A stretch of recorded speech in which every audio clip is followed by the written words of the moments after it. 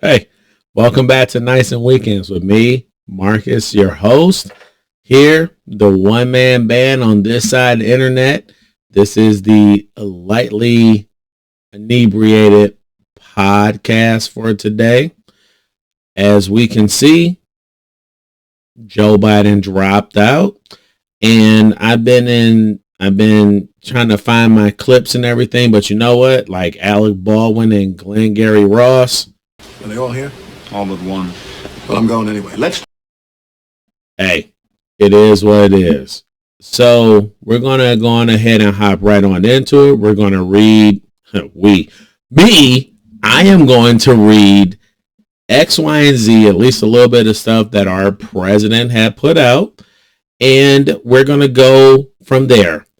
Ed and Marcus, I hope you got your goddamn MAGA hat handy because you got a lot of editing to do today, buddy. But we're going to jump right on in. All right. This is what our President Joe Biden, had put out yesterday. That's July 24th, 2024. By the way, it's funny that I don't refer to this man as a 46 or whatever, because at the end of the day, he is our goddamn president, and it is what it is. So, I actually do have a stutter, by the way, just so that you know, so that when I read this, can you please grant me a little bit of grace? But the thing is, man, like it's like looking into a mirror. Like I wonder how it's going to be if the Lord blesses me with some years. So, we're going to go on ahead and read this. This is what the president put out on Twitter, by the way. Instead of doing a full-blown press conference and actually saying that, hey, I'm dropping out of the race, it's unbelievable that this man put it on Twitter. Again, he's too old to be acting like this, but whatever. Like apparently trying to hold this person to some type of standard, it's just unbelievable. So here we go. My fellow Americans, over the past 3.5 years, we have made great progress as a nation. Today, America has the strongest economy in the world. Let me stop there. I'm pretty sure that prior that the U.S. has had the strongest economy in the world based on total gross domestic product, or gross national product if you want to be a pedantic dick. Okay.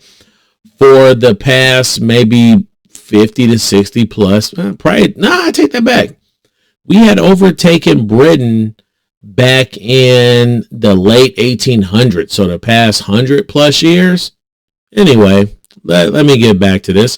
We've made historic investments in rebuilding our nation and lowering prescription costs for seniors. We'll get back to that on a different episode. And in expanding affordable health care to a record number of Americans. We'll also get back to that on another episode too. We're providing critical needed care to 1 million veterans exposed to toxic substances. Good. Passed the first gun safety laws in 30 years. Whatever. Appointed the first African-American woman to the Supreme Court. Hey, Ed and Marcus, please take the time out your day. Okay? It's not like you got shit else to do, but find it. This is coming from the same Supreme Court judge who couldn't tell you what a woman was. Let us make sure that we remember that. Okay? And that you voted for this. Can you provide a definition for the word woman? Can I provide a definition? Mm-hmm. No, Yeah. I can't. You can't? Not in Okay. this context. So you I'm not a believe the biologist. meaning of the word woman is so unclear and controversial that you can't give me a definition? And passed the most significant climate legislation in the history of the world. Now, let me pause there. As a person who busts his ass for 60 plus hours a week and has a wife who also works and makes a very good amount of money. By the way, like how Biden gets in close on the microphone. we also cannot afford to put solar on our house with a goddamn battery backup. Do any of y'all got 60 to 70 grand laying around? Do any of y'all have that? Oh, you don't. Oh, okay. Just so that we're clear. Okay, getting back to this. America has never been better positioned to lead than we are today. False, fake news. After World War II, even though the United States had been the largest economy in the world since the late 1800s, look it up.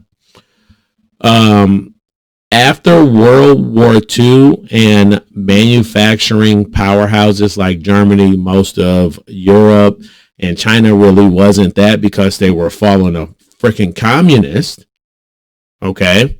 And Russia also wasn't that because they were also following a goddamn communist. The U.S. was way better positioned in 1945 than it is in 2022. Period. I'm not going to even debate that. Whatever in the hell he's saying here is straight up fake ass news. I know none of this could have been done without you, the American people. Together, we overcame a once-in-a-century pandemic and the worst economic crisis since the Great Depression. Let me do a little bit of editorializing there. Anybody who knows me in my everyday life knows that this statement, the worst economic crisis since the Great Depression, was self-inflicted. We quite literally saw a sword and we said, you know what? How about we go jump on that sword? Okay. How about we go jump on it and then cry about being stabbed in the stomach? No, all of that shit was self-inflicted. I don't give a damn. I will argue around with anybody on this. Okay. The information was available back in 2020 and y'all were either nope, not going to go there. Here we go. Okay. We protected and preserved our democracy. We've revitalized and strengthened our alliances around the world. Yeah, I would end up maybe giving them that. But the thing is that Trump also was telling, places like Germany, Western Europe that they actually have to spend money on their defense instead of us. This is not fair to the people and taxpayers of the United States. And many of these nations owe massive amounts of money from past years.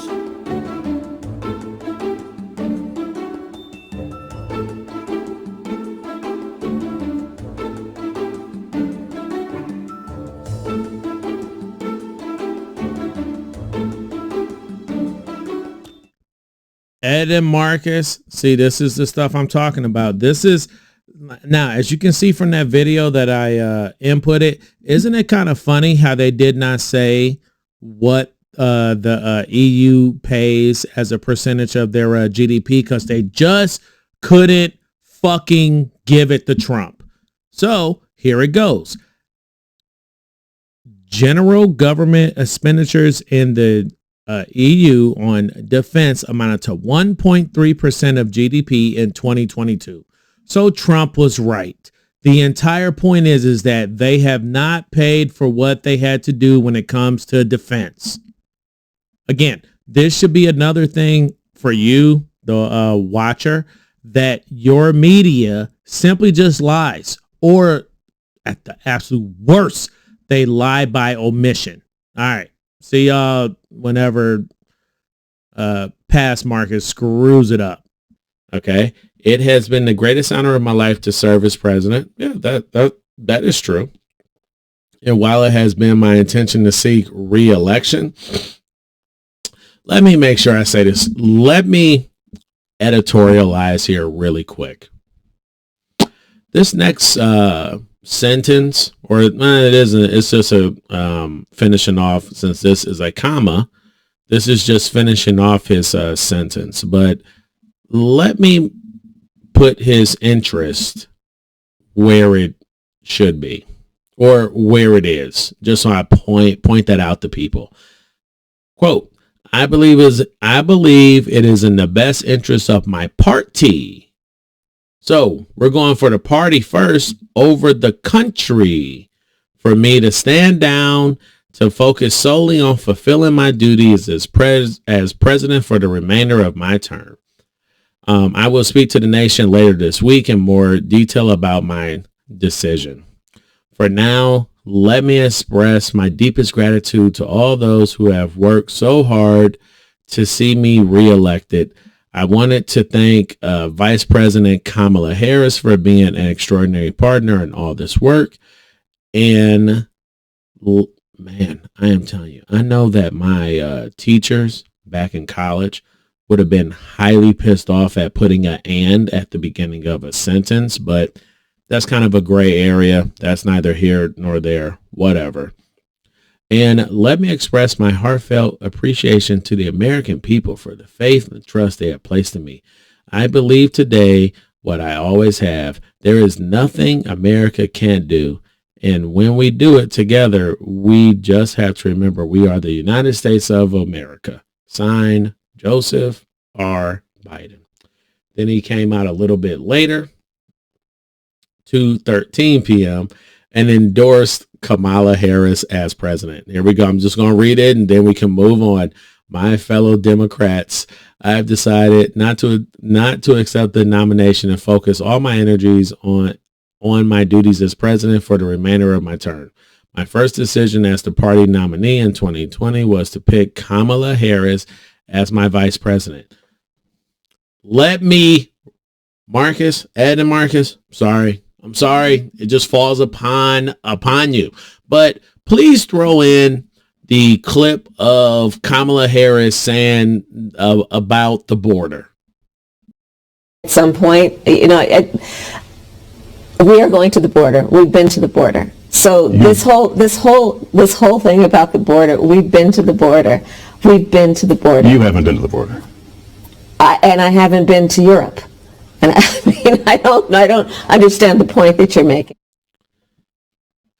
Anyway, and it's been the best decision I've made. Today, I want to offer my full support and endorsement for Kamala to be the nominee of our party this year. Democrats, it's time to come together and beat Trump. Let's do this. Okay, here we go. You're back to the nights and weekends guy. I could go on ahead and rant for the next 5 hours on all of the, I wouldn't call them buttholes. I wouldn't. I'm not going to denigrate my political opposition, at least not at this time. But I am going to maybe go in on them on a different date. Okay. But I am sorry. This is the person who you all voted for in the year 2020. This is 90% of the guy who was there in 2020. Okay. I am sorry. I am sorry that the media has cooked y'all's brains into believing that Trump was the goddamn Antichrist. In my own personal life, and I'm not talking about a certain someone. Okay. I'm just talking about people in my everyday life. It is amazing to me that in my everyday life, people who've never read the Constitution, who can't tell you about anything that happened prior to them being born, will try to call me the Nazi, the fucking fascist, etc., etc. It blows my mind that I'm like, hey, maybe you shouldn't vote for Biden. Maybe you should vote for Trump.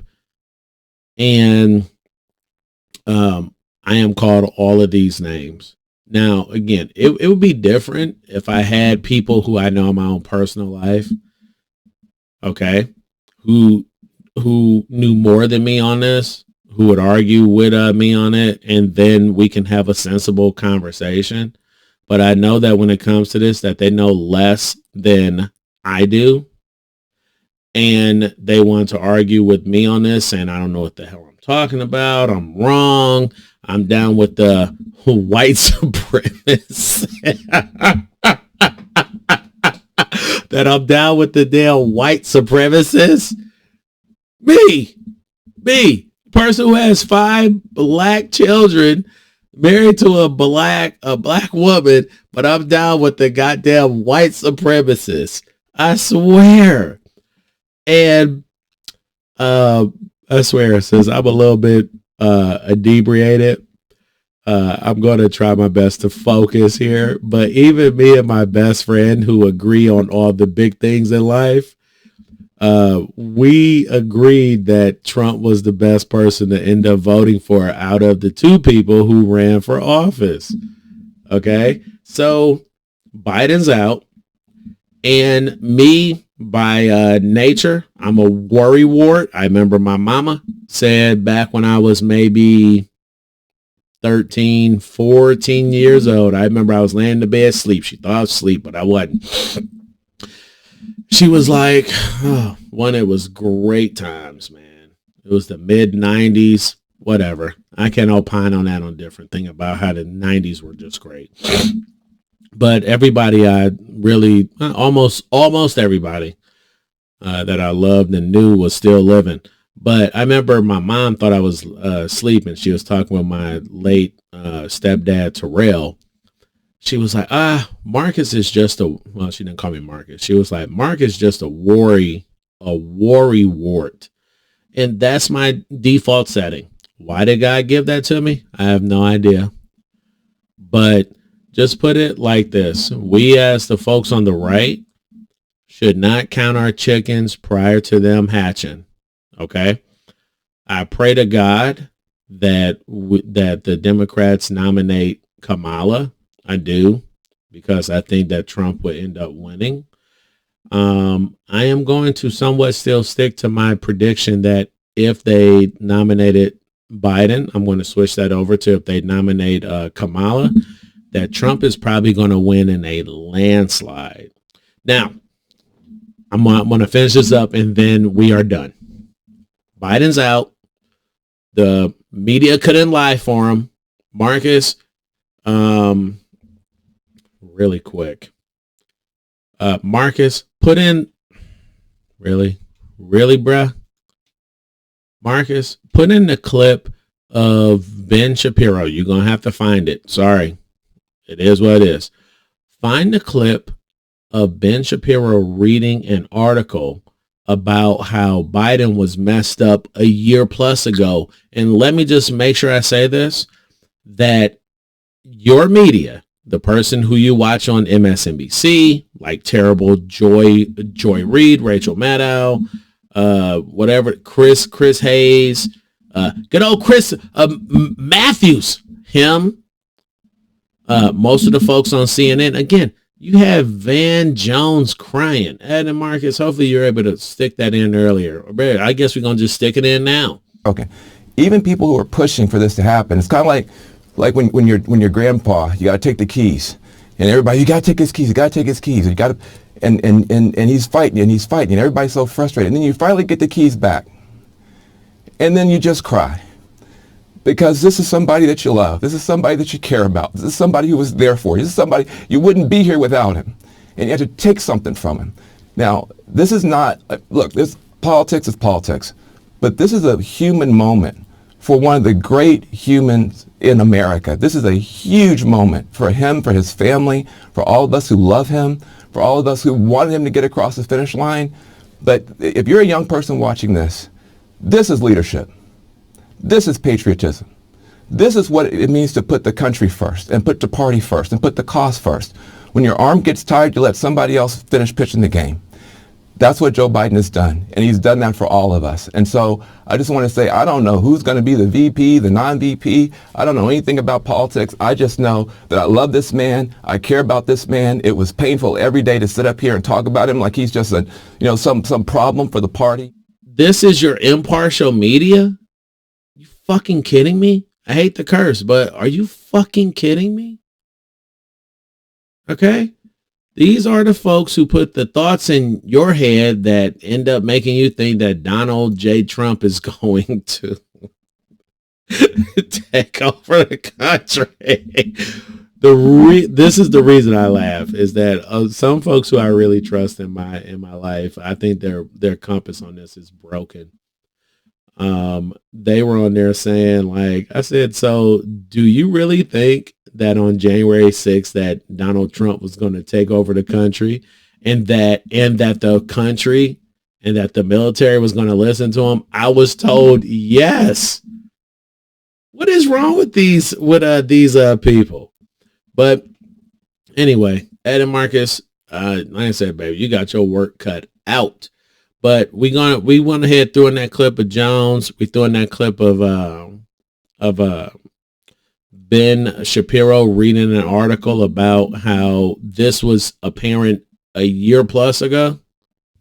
Now, by the way, this has been going on for months. The question is, why now? Why did you wait until Joe Biden humiliated you by taking the entire media and pulling the chair out from under them? The media put the noose around its own neck by propagating the myth that Joe Biden was fine. And then Joe Biden proceeded to kick the chair out right from under their feet. That's why they're mad, and that's why they're turning on him. Not because they realized he's senile, but because they realized that he had completely exposed them as conspirators in the senility. Their disclosures often followed innocent questions. Have you seen the president lately? How does he seem? Often they would answer with only silence, their eyes widening cartoonishly, their heads shaking back and forth, or with disapproving sounds. Or with a simple, not good, or with an accusatory question of their own. Have you seen him? Again, this is Olivia Nuzzi from New York Magazine reporting. Olivia Nuzzi is not a staunch right-winger by any stretch of the imagination. Quote, those who encountered the president in social settings sometimes left their interactions disturbed. Longtime friends of the Biden family who spoke to me on the condition of anonymity were shocked to find that the president did not remember their names. Here's the thing. Olivia Nuzzi reports this was true back in 2020. Quote, a campaign trail is a grueling exercise for anybody of any age, from the youngest network embeds to the oldest would-be president. And back then, there were days when Biden appeared sharper than on others. I knew it was a good day when he saw me and winked. On such occasions, he joked and prayed and cried with voters. He stayed to take a photo with every supporter. He might even entertain a question or two from the press. He had color in his face. There was no question he was alive and present. On bad days, which were unpredictable but reliably occurred during a challenging news cycle, he was less animated. He stared off. He did not make eye contact. He would trip over his words, even if they were programmed in a teleprompter. On such occasions, he was hurried out of the venue quickly and ushered into a waiting SUV. That's 2020. And it is now 2024, so that's 4 years ago. Now, here's the story that's making the rounds. This is from April. Now, the question is why Olivia Nuzzi and the rest of the media did not report this in, April. Quote, in the basement, I smiled and said hello. Jill looked back at me with a confused, panicked expression.